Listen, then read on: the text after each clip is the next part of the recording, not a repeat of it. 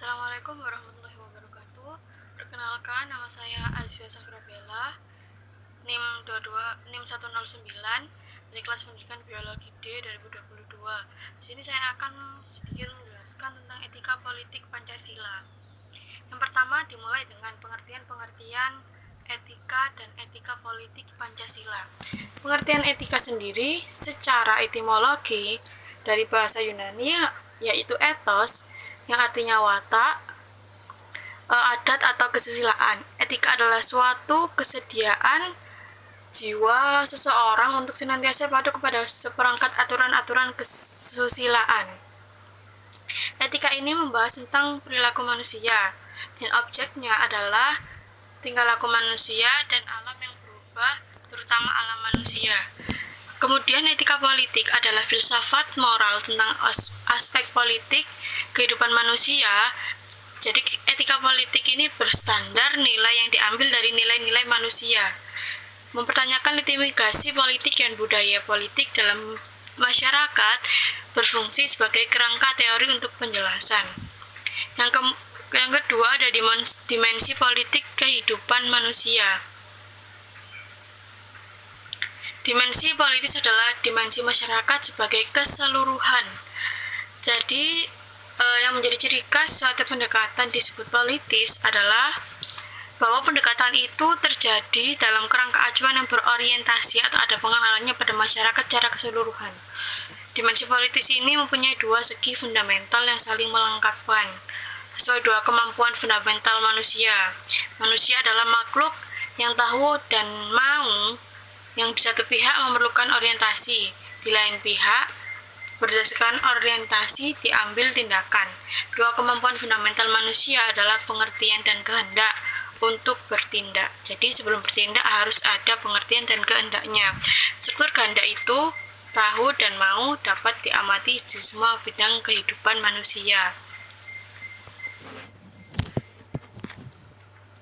Kemudian yang ketiga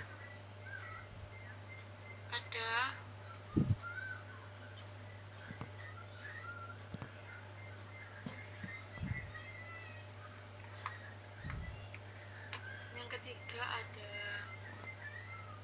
manusia sebagai makhluk individu sosial. Maksudnya kalau sebagai individu bakal ada cikal bakal liberalisme, ideologi individualis akan termunculkan. Memandang manusia sebagai individu bebas yang konsekuensinya dalam setiap kehidupan bermasyarakat, berbangsa, bernegara primer menjadi dasar kebijakan negara. Sebaliknya, kalangan kolektivisme yang merupakan cikal bakal sosialisme dan komunisme memandang sifat manusia sebagai manusia sosial. Dan demikian, seluruh aspek realitas kehidupan masyarakat berdasarkan hakikat dan manusia sebagai makhluk sosial. Semua hak dan kewajiban moral dan hukum bermasyarakat, negara, dan hubungan nasional diukur dan berdasarkan filosofi manusia sebagai makhluk sosial. Kemudian sumber etika politik. Sumber-sumber etika politik yaitu dari Pancasila.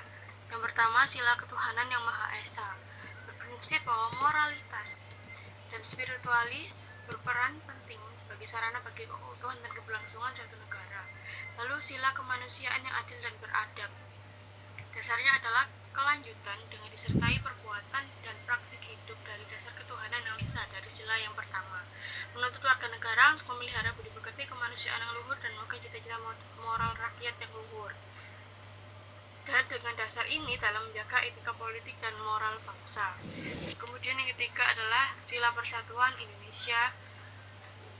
Hakikat Indonesia adalah satu kebangsaan dan cita-cita politik harus menjadi pegangan dan pedoman berperilaku setiap warga negara.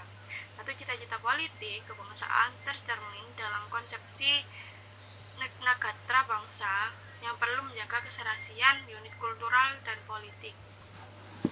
Sila kerakyatan yang dipimpin oleh hikmat kebijaksanaan dan dalam permusyawaratan perwakilan atau sila keempat, dalam prinsip ini keputusan tidak diambil dari golongan mayoritas maupun minoritas, akan tetapi dipimpin oleh hikmat kebijaksanaan yang memuliakan daya-daya rasionalis, deliberatif dan kearifan warga dengan adil. demokrasi direalisasikan dengan menjunjung tinggi nilai-nilai ketuhanan menurut dasar kemanusiaan yang adil dan beradab serta nilai-nilai persatuan didasarkan dari sila pertama, kedua, dan ketiga. Dengan menjunjung tinggi etika politik dan semangat kekeluargaan, aspirasi rakyat akan tersampaikan dan rakyat juga dituntut dengan bijak dan bertanggung jawab atas hak dan kewajiban mereka. Yang kelima, sila keadilan sosial bagi seluruh rakyat Indonesia atau sila kelima merupakan wujud paling konkret dari prinsip Pancasila. Prinsip ini inti dari moral ketuhanan, landasan pokok kemanusiaan, simbol persatuan, dan mata kedaulatan rakyat, atau dari dasar sila 1 sampai sila keempat. Dengan etika politik dan imperatif diharapkan mampu untuk mencapai tujuan nasional kebangsaan Indonesia dalam mewujudkan masyarakat adil dan makmur, adil sejahtera dalam negara kesatuan Republik Indonesia. Kemudian sampai di sini saja. Apabila ada salah kata, saya mohon maaf. Wassalamualaikum warahmatullahi wabarakatuh.